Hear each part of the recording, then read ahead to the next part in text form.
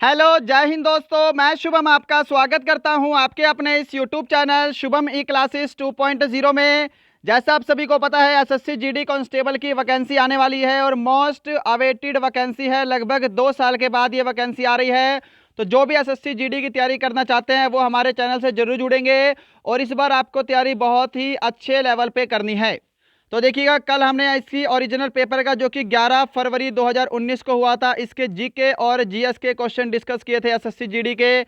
जिन्होंने नहीं देखा उस वीडियो को जाकर देख लेना। और आज हम इसी ओरिजिनल पेपर के मैथ्स के क्वेश्चन डिस्कस करेंगे, किस टाइप के मैथ के क्वेश्चन पूछे गए थे। और यदि आपको मैथ्स आता है तो अपना कॉपी पेन लेकर टेस्ट लगाइएगा, और यदि मैथ्स नहीं आता तो सेशन को पूरा देखना है आपको, जिससे आपको आइडिया लग सके कि किस टाइप के क्वेश्चन आपके एग्जाम में पूछे जाते हैं। तो चलिए अपनी क्लास शुरू करते हैं। ओके, तो 11 फरवरी 2019 का हमारा ये पेपर है। पहला प्रश्न है आपके सामने स्क्रीन पर। आप चाहें तो मेरे से पहले आंसर देके अपना टेस्ट भी लगा सकते हैं और लास्ट में स्कोर जरूर कमेंट करना, आपका स्कोर कितना हुआ है। पहला प्रश्न है, यदि पी क्यू से 40% कम है तो क्यू पी से कितने प्रतिशत अधिक है। तो देखिएगा कैसे करेंगे। यहां पर मैंने लिख दिया पी और यहां पर मैं लिख देता हूं क्यू।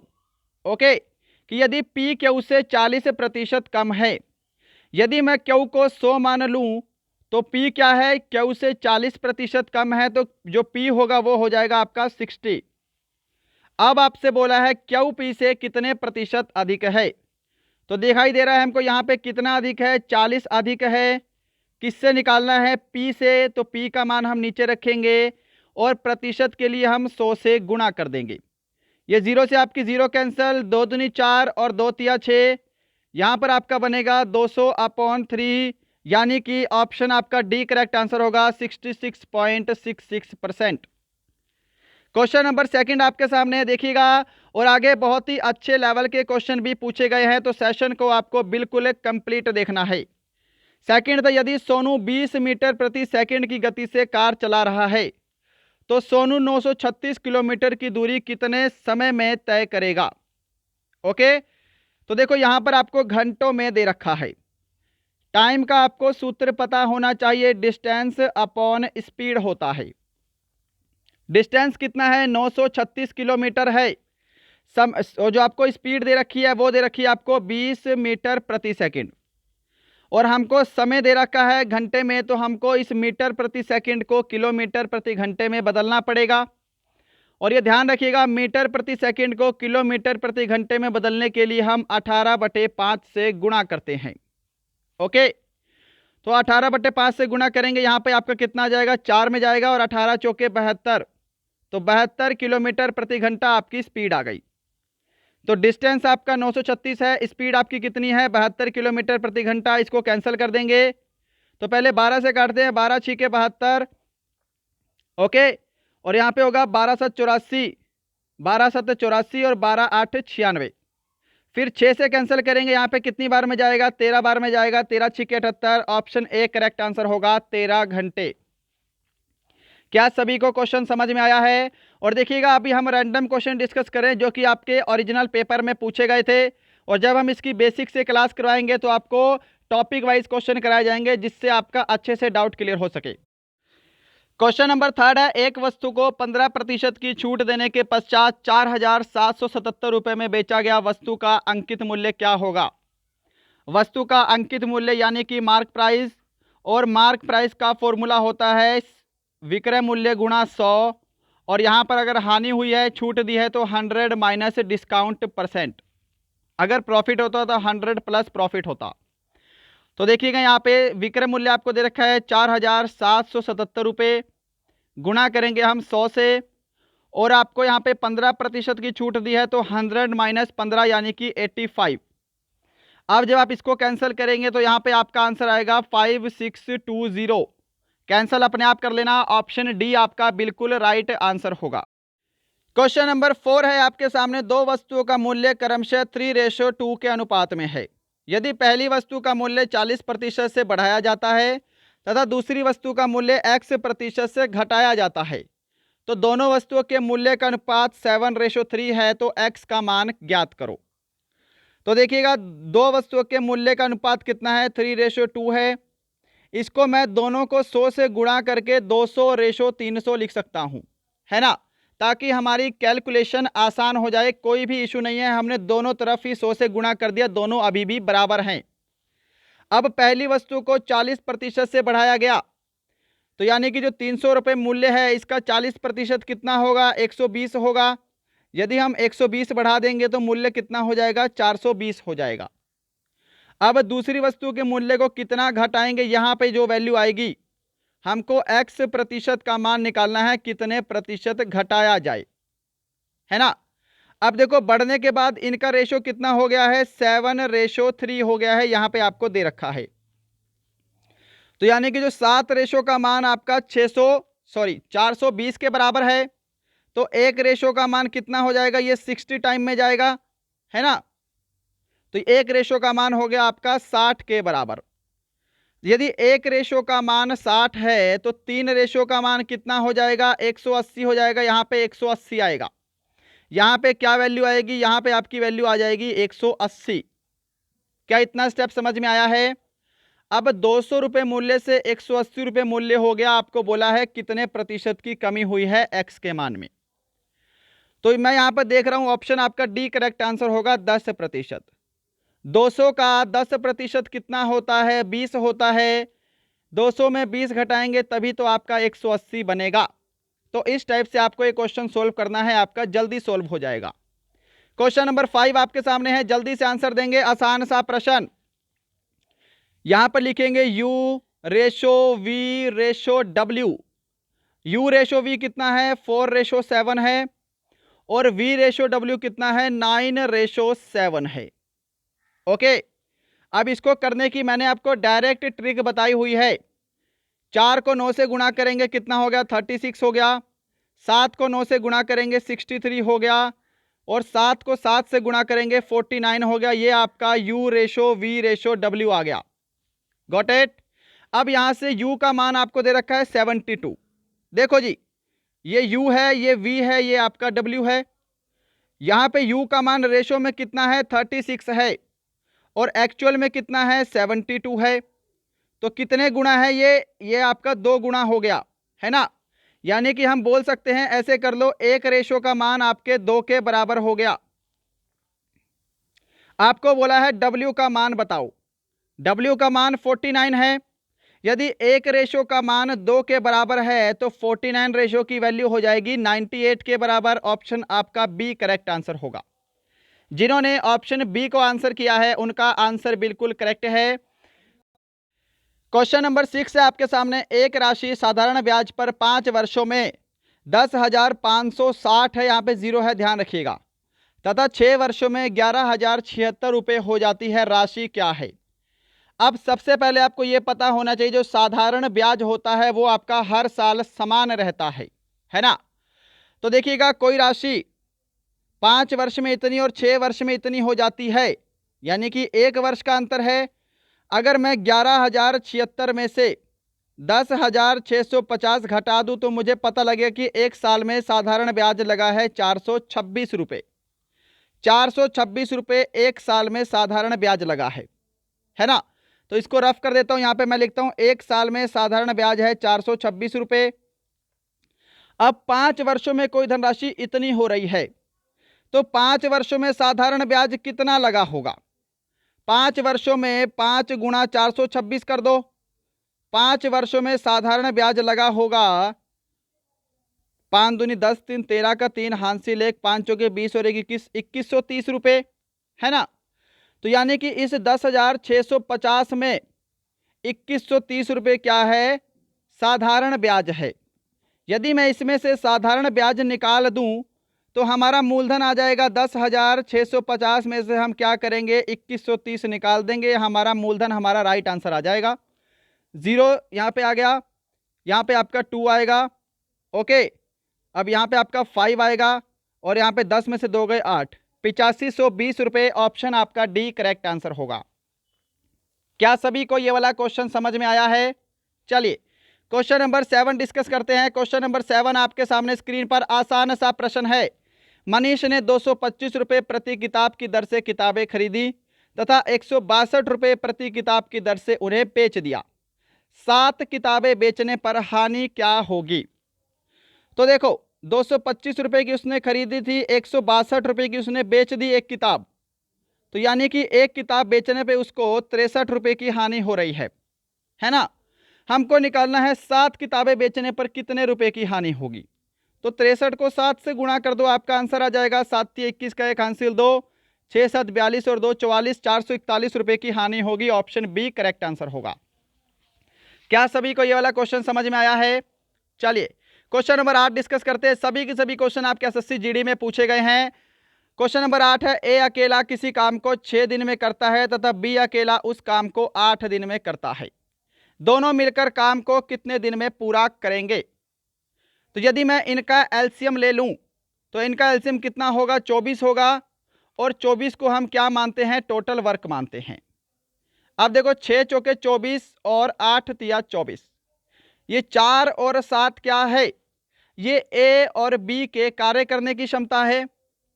अब यहां पर देखिएगा टोटल वर्क आपका 24 है, दोनों मिलकर काम को कितने दिन में करेंगे? तो दोनों की कार्य क्षमता का टोटल कितना है? 7 हो जाएगा। तो 24/7 ऑप्शन ए आपका करेक्ट आंसर होगा। इतने दिन में दोनों मिलकर काम को पूरा करेंगे। क्या सभी को क्लियर हुआ? चलिए क्वेश्चन नंबर 9 है आपके सामने, जल्दी से आंसर देंगे। क्वेश्चन नंबर 9 आपके सामने है, और देखिएगा आपके एसएससी का पैटर्न है, हमेशा आपके एसएससी में बोर्ड मास के 2 से 3 क्वेश्चन पूछे ही जाते हैं, तो बोर्ड मास पे आपकी अच्छी पकड़ होनी चाहिए। क्वेश्चन नंबर 9 का आंसर देंगे। देखो सबसे पहले आपकी ये वाली ब्रैकेट सोल्व होगी, उसके बाद हम बाहर वाले से पंगा लेंगे, ठीक है। तो पहले हम भाग करते हैं। बोर्ड मास सबको पता है ना, बोर्ड मास में क्या होता है? पहले ब्रैकेट ओपन होगी, फिर आपका यहाँ पे डिवाइड होगा, फिर आपका मल्टीप्लाई होगा, फिर ऐड और सब्ट्रैक्ट में से हम कुछ भी कर सकते हैं। ओके, अब देखो पीछे से आपको शुरू करना होता है। इसको 4 को 2 से भाग करूंगा तो 2 बचेगा, है ना। अब 2 में से मैं 6 में से अगर मैं 2 घटा दूंगा तो कितना बचेगा? 4 बचेगा, है ना। प्लस इतना एरिया आपका सोल्व हो गया। अब 4 तिया 12 और 1 यहाँ पे 13/4 है। अब इसको सोल्व करेंगे। देखो 4 चौके 16, 16 में अगर मैं 13 जोड़ूंगा तो कितना बनेगा? 29/4 बनेगा। यानी कि इस पूरी ब्रैकेट को सोल्व करने के बाद हमारा कितना आया है? 29/4 आया है। क्या इतना स्टेप सभी को क्लियर हुआ? अब देखो यहाँ पे क्या करना है, इस 29/4 में से हमको ये माइनस करना है ना। यानी कि 5 दूनी 10 और 1 11/2 को माइनस करना है। तो माइनस कर दो, एलसीएम लेंगे, नीचे एलसीएम कितना आ गया? 4 आ गया। और इसको यहां पे ले लेता हूं एलसीएम, ठीक है। यहां पे एलसीएम ले रहा हूं, इसका ध्यान दीजिएगा। नीचे आपका एलसीएम 4 आएगा और ऊपर क्या आएगा? 2 दूनी 4 और 11 दूनी 22। मैं उम्मीद करूंगा एलसीएम तो आपको लेना आता होगा। अब देखो 22 में से 29 जाएंगे, -7 बचेगा, -7/4 ऑप्शन ए आपका राइट आंसर होगा।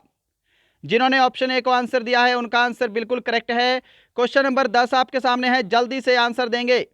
क्वेश्चन नंबर 10 का आंसर जल्दी से देंगे। बहुत ही आसान सा प्रश्न कि राजेश 25 किलोमीटर प्रति घंटे की गति से अपने दफ्तर जाता है तथा 20 किलोमीटर प्रति घंटे की गति से वापस आता है। यदि कुल 9 घंटे का समय लेता है तो उसके घर से दफ्तर के बीच की दूरी क्या है? तो देखिएगा यहां पे हम फॉर्मूला लगाएंगे टाइम का। टाइम क्या होता है? डिस्टेंस अपॉन स्पीड होता है। अब इसको ध्यान से देखो, हमको दूरी निकालनी है। दूरी को मैंने क्या मान लिया? माना मैंने डिस्टेंस x।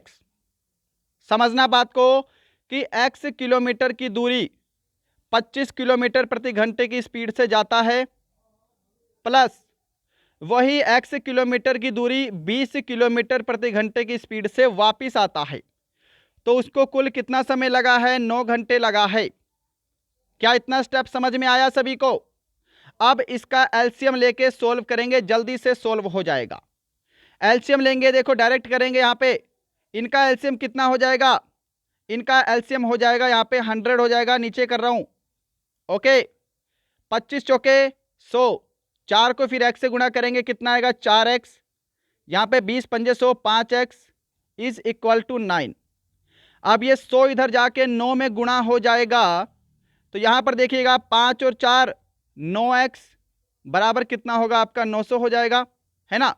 तो यहां से x का मान कितना आ गया आपका 100 आ गया, x का मान 100 है, यानी कि 100 किलोमीटर आपका राइट आंसर होगा। जिन्होंने ऑप्शन ए को आंसर दिया है उनका आंसर बिल्कुल करेक्ट है। इसी लेवल के सवाल आपके एसएससी जीडी में आएंगे। अभी हम पहला ही पेपर डिस्कस कर रहे हैं, जब मैं 10 या 15 पेपर डिस्कस कर लूंगा तब आपको इनकी आदत हो जाएगी, आप इन सवालों को बहुत ही आसानी से कर पाएंगे और बहुत ही नए नए क्वेश्चन आगे आपको देखने को भी मिलेंगे। क्वेश्चन नंबर 11 है जी आपके सामने, जल्दी से आंसर देना है कि अनिल, दीपक तथा दिनेश मिलकर एक कार्य को 35 दिन में पूरा करते हैं। अनिल तथा दिनेश मिलकर उस काम को 60 दिन में पूरा करते हैं। दीपक अकेला उस काम को कितने समय में पूरा करेगा। प्रश्न में कुछ भी नहीं है, बस आपको कैलकुलेशन लंबी करनी पड़ेगी यहां पे। Got it. अब देखो यहां पे कैसे करेंगे कि अनिल प्लस दीपक प्लस दिनेश किसी काम को करते हैं 35 दिन में, और नेक्स्ट लाइन है क्या कि अनिल और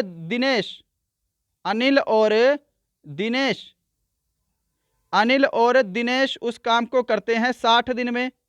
अब इसका एलसीएम लेने में आपको हल्की सी प्रॉब्लम हो सकती है। इसका एलसीएम आएगा 420। ओके, अब 35 को अगर मैं 420 से भाग करूंगा तो ये 12 टाइम में जाएगा, और 60 को मैं 420 से भाग करूंगा तो ये 7 टाइम में जाएगा। यानी कि ये 12 और 7 क्या है, इनकी कार्य करने की क्षमता है। अब ध्यान से समझिएगा यहां पे क्वेश्चन को, हमको निकालना है दीपक अकेला कितने दिन में करेगा। देखो तीनों की कार्य क्षमता कितनी है, 12 है, और अनिल और दिनेश की कार्य क्षमता कितनी है, 7 है। तो यहां से दीपक की कार्य क्षमता कितनी आ जाएगी, 12 में से हम 7 को घटा देंगे, 5 आ जाएगी। समझ गए। अब देखो 420 आपका टोटल काम है, दीपक की कार्य क्षमता कितनी है जी, 5 है, तो 5 से भाग कर दो, आपका राइट आंसर आ जाएगा 5 अट्ठे 40, 5 चौके 20, 84 दिन। ऑप्शन ए करेक्ट आंसर होगा। सिंपल सा प्रश्न था, बस आपको एलसीएम कैलकुलेट करना आना चाहिए। एलसीएम नहीं तो आप ऐसे बेसिक से भी कर सकते हो, है ना। 35 और 60 लिख के आप ऐसे भी एलसीएम को कर सकते हो। क्वेश्चन नंबर 12 डिस्कस करेंगे। आसान सा प्रश्न है, एक राशि चक्रवृद्धि ब्याज पर 3 वर्षों में स्वयं का 5 गुना हो जाती है, कितने वर्षों में स्वयं का 125 गुना हो जाएगी। तो देखिएगा कैसे करेंगे। कोई राशि 3 वर्षों में कितने गुना हो रही है, 5 गुना हो रही है, कितने वर्षों में वह हो जाएगी 125 गुना।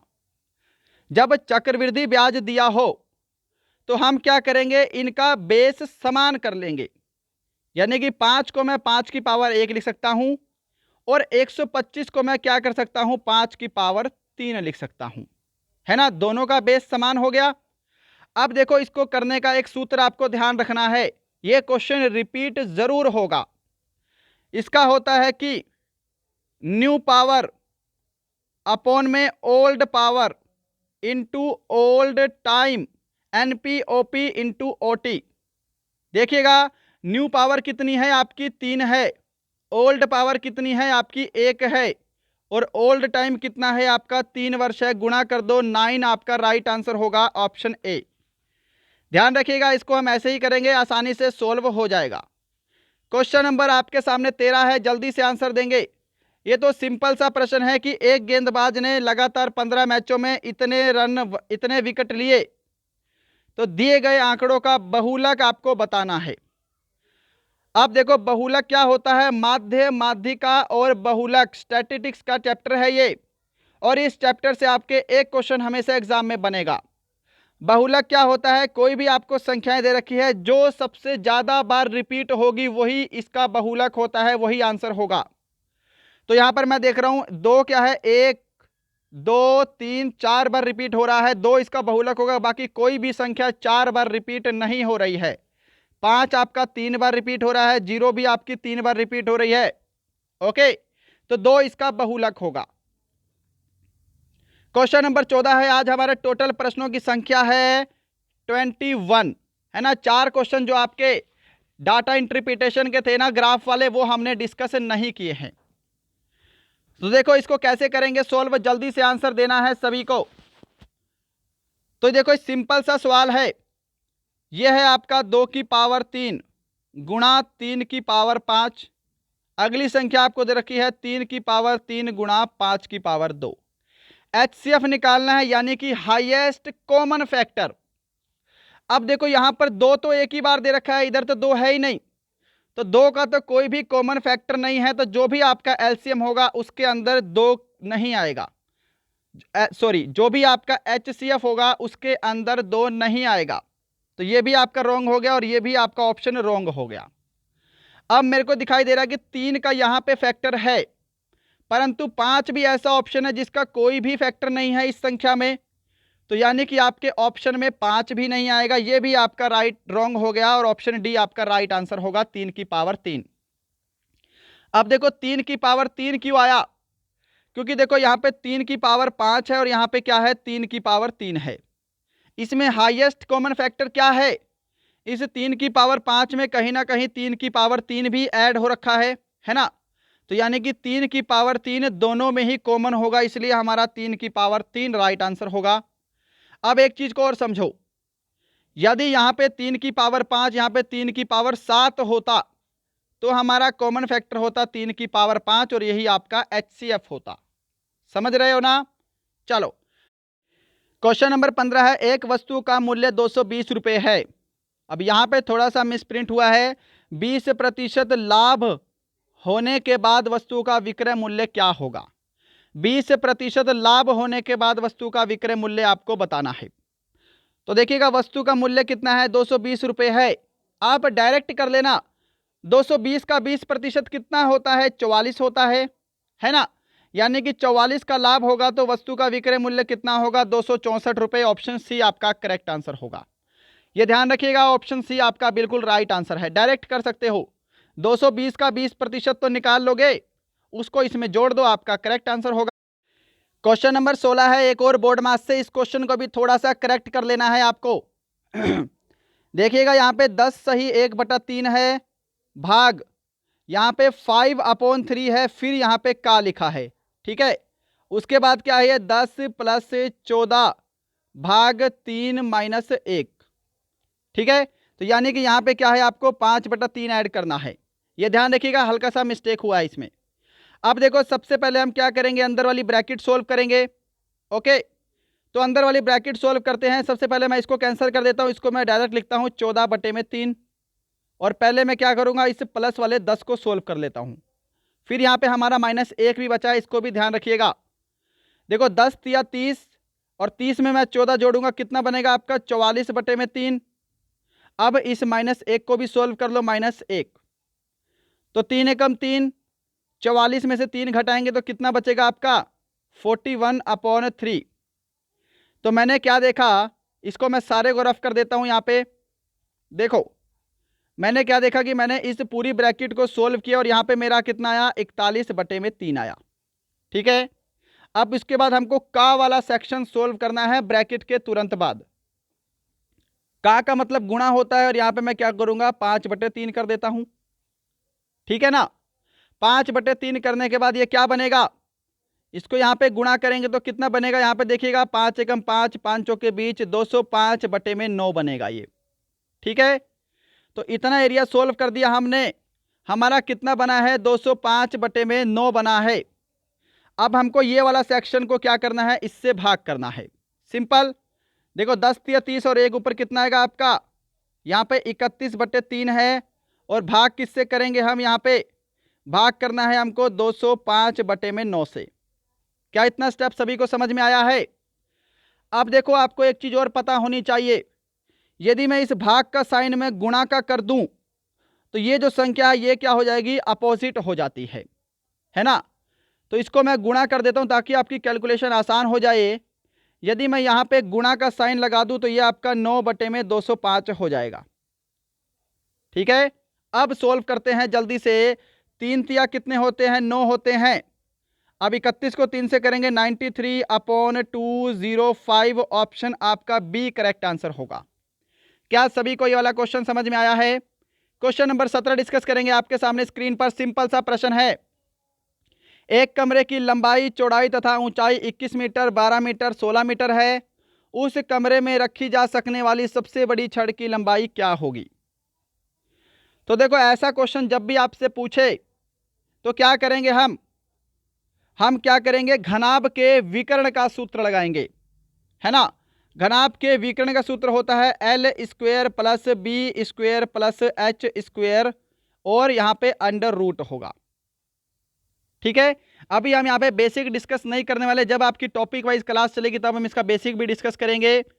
तो देखो यहाँ पे 21 का स्क्वायर कितना होगा, 21 का स्क्वायर होगा 441 प्लस 12 का स्क्वायर 144 प्लस 16 का स्क्वायर 256, ये होगा अंडर रूट।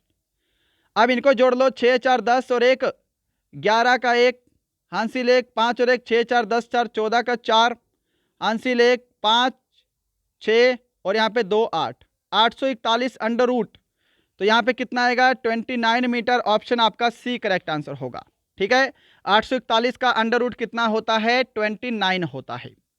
क्वेश्चन नंबर 18 आपके सामने, लो जी, सिंपल सा प्रश्न पूछा गया था। अध्यापक के वजन को शामिल करने पर 22 छात्रों के समूह का औसत वजन 1 किलोग्राम से बढ़ जाता है। यदि 22 छात्रों के समूह का आरंभिक औसत वजन 31 किलोग्राम था तो अध्यापक का वजन ज्ञात करो। तो देखो इसकी मैं आपको डायरेक्ट ट्रिक बताता हूं। शुरू में कितने छात्र थे, 22 छात्र थे, औसत वजन कितना था 31 था। ठीक है, एक अध्यापक शामिल हो गया, टोटल कितने हो गए 23% हो गए, और औसत वजन कितना बड़ा है आपका 1 किलोग्राम बड़ा है ना। तो ऐसी ट्रिक ध्यान रखिएगा, जब भी कोई एक व्यक्ति आए या फिर एक व्यक्ति जाए, अब यहां पर वजन बड़ा है तो हम क्या करेंगे, जो लास्ट वाली वैल्यू है वो होगी आपकी 23, इसमें जितने किलोग्राम की वृद्धि हुई है उसको हम गुणा करेंगे और जो पहले वाली वैल्यू है उसमें हम क्या करेंगे, इसको जोड़ देंगे। ये ध्यान रखिएगा, ये तभी काम आएगी जब एक व्यक्ति आएगा और एक व्यक्ति जाएगा। अब यहाँ पे बढ़ जाता है तो हमने प्लस कर दिया, अगर वजन कम हो जाता तो हम क्या करते, माइनस कर देते। ध्यान रखिएगा, आपकी फाइनल वैल्यू और जितने किलोग्राम की आपकी वृद्धि हुई है वो यहाँ पे लिखेंगे औसत में, और जो आपकी पहले वाली वैल्यू है वो हम यहाँ पे इसको जोड़ देंगे। तो 23 एकम 23 और 23 में 31 जोड़ोगे कितना बनेगा आपका यहाँ पे 54 बनेगा। ऑप्शन ए आपका राइट आंसर होगा। डायरेक्ट है ये क्वेश्चन करने का तरीका, नहीं तो आप बेसिक से भी कर सकते हैं कि शुरू में 22 छात्र थे, औसत वजन कितना होगा इनका 31 किलो, एक छात्र अध्यापक और शामिल हो गया तो टोटल पर्सन 23 हो गए, और 1 किलोग्राम इसमें वृद्धि हुई है तो औसत कितना हो गया आप 32 हो गया। इनको आप गुणा करके आपका जो भी आएगा उसमें आप इसको डायरेक्ट माइनस भी कर सकते हो। ठीक है ना। चलो क्वेश्चन नंबर 19 आपके सामने है, यह क्वेश्चन जल्दी से सोल्व करेंगे। क्वेश्चन का लेवल बहुत ही अच्छा है। एक शंकु की ऊंचाई 16 सेंटीमीटर तथा आधार की त्रिज्या 30 सेंटीमीटर है। यदि इसे रंगने की दर 14 रुपये प्रति वर्ग सेंटीमीटर है तो शंकु के बाहर रंगने का कुल खर्च कितना होगा।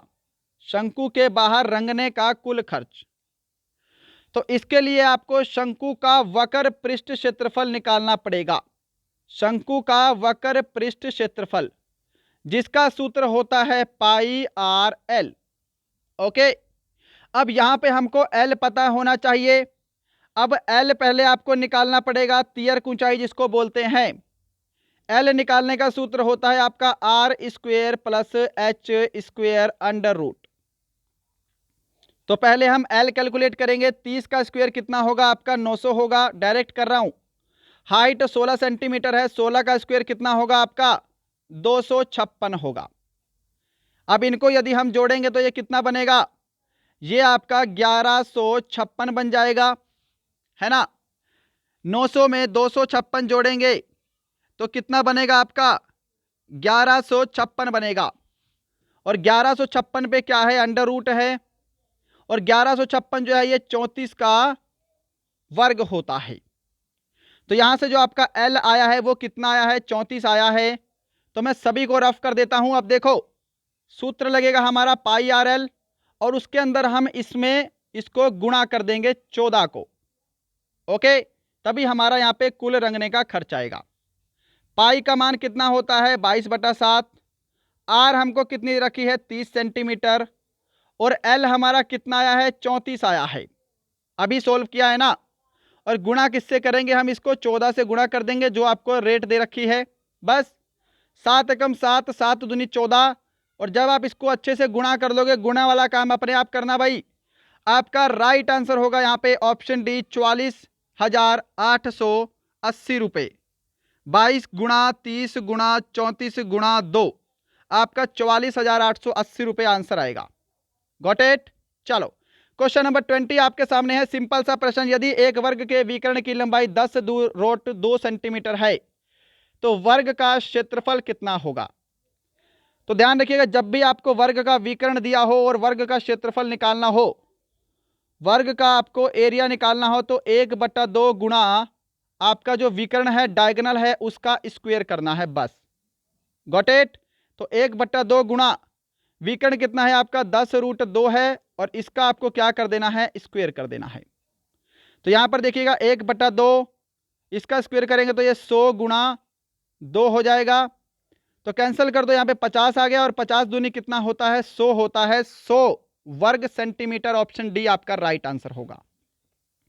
आज का लास्ट क्वेश्चन डिस्कस करते हैं हम। क्वेश्चन नंबर 21 पूछा गया था आपके एग्जाम में, और जो 4 क्वेश्चन आपके बचते हैं वो आपके डीआई के थे, वो हम डिस्कस नहीं करेंगे। ग्राफ वाले क्वेश्चन यहां पे है कि एक थैले में 1 रुपये, 2 रुपये और 5 रुपये के सिक्कों का मूल्य 420 रुपये है। यदि 1 रुपये, 2 रुपये और 5 रुपये के सिक्कों की संख्या 8:1:5 के अनुपात में है, तो थैले में 5 रुपये के कितने सिक्के हैं। तो देखो यहां पे जी, 1 रुपये के सिक्के यहां पे करता हूं, ठीक है। सिक्के कौन कौन से हैं आपके सामने, 1 रुपये के सिक्के हैं, 2 रुपये के सिक्के हैं और 5 रुपये के सिक्के हैं। और सिक्कों की संख्या कितनी है, 1 रुपये के आपके कितने सिक्के का रेशो है, 8 है, और यहां पे आपका रेशो है 1 का, और यहां पे आपका रेशो है 5 का। समझ गए। अब देखो ये क्या है, सिक्कों का मूल्य है। अब ये देखो 1 रुपये के, यहां पे समझो 1 रुपये के अगर मेरे पास 8 सिक्के हैं, यदि मैं 1 को 8 से गुणा करूंगा तो कितना मूल्य आएगा, 8 रुपये मूल्य आएगा। समझ रहे हो। ऐसे ही आपके सामने क्या है, 2 रुपये के आपके सामने एक सिक्का दे रखा है, तो 2 रुपये के सिक्कों का मूल्य कितना आ गया, 2 आ गया। ऐसे ही आपको 5 रुपये के 5 सिक्के दे रखे हैं, तो इनके सिक्कों का मूल्य कितना आ जाएगा आपके सामने, 5 आ जाएगा, 25 आ जाएगा, है ना। 5 गुणा 5 25। समझ पा रहे हो मैंने यहाँ पे क्या किया है, यहाँ पे आपको मूल्य दे रखे हैं, तो हमको पहले मूल्य बनाना पड़ेगा।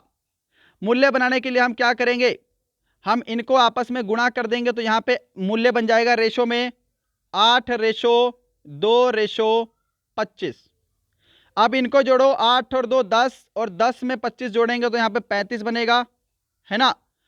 अब यहां पर मूल्यों की संख्या कितनी है, 35 है जी, और प्रश्न में कितने रुपए हैं मूल्य के, 420 रुपए हैं, तो 35 का मान 420 के बराबर हो गया। कैंसिल करेंगे, 5 से 5 7 35, और 5 से कैंसिल करूंगा मैं, यहाँ पे कितनी बार में जाएगा, 5 8 40, 5 चौके 20। फिर 7 से कैंसिल करूंगा, यहाँ पे 12 7 84 है, तो 1 रेशो का मान कितना आ गया यहाँ से आपके सामने, 1 रेशो का मान आपके सामने 12 आ जाएगा। हमको बोला है थैले में 5 रुपए के कितने सिक्के हैं। अब देखो सिक्कों की संख्या हमारी कितनी है, 8:1:5 के अनुपात में है, तो 25 से मत गुणा करना। अगर हमको बोलता कि 5 रुपए के सिक्कों का मूल्य कितना होगा, तो हम इस 12 को 25 से गुणा कर देते। ये मूल्यों की संख्या है आपकी, ये आपकी सिक्कों की संख्या है, और ये आपके सिक्कों का मान है, 1 रुपये, 2 रुपये, 5 रुपये, ठीक है ना। हमको सिक्कों की संख्या बताई है, सिक्कों की संख्या 5 रुपये का मान कितना है, रेशो में 5 है, तो इस 12 को 5 से गुणा करेंगे, आपका 60 राइट आंसर होगा, ऑप्शन सी। अगर किसी को समझ में नहीं आया ये वाला प्रश्न, तो कमेंट बॉक्स में बताइएगा। सिक्कों वाले प्रश्न के ऊपर एक अलग से हम टॉपिक बना देंगे, अलग से वीडियो बना देंगे, क्योंकि ये वाला क्वेश्चन बहुत इंपॉर्टेंट है, आपके एग्जाम में बहुत बार पूछा जाता है। तो दोस्तों ये थे आपके एसएससी जीडी में 11 फरवरी 2019 को पूछे गए मैथ के क्वेश्चन। बताइएगा आपको सेशन कैसा लगा। मिलते हैं कल किसी और अच्छे टॉपिक के साथ, तब तक के लिए जय हिंद, जय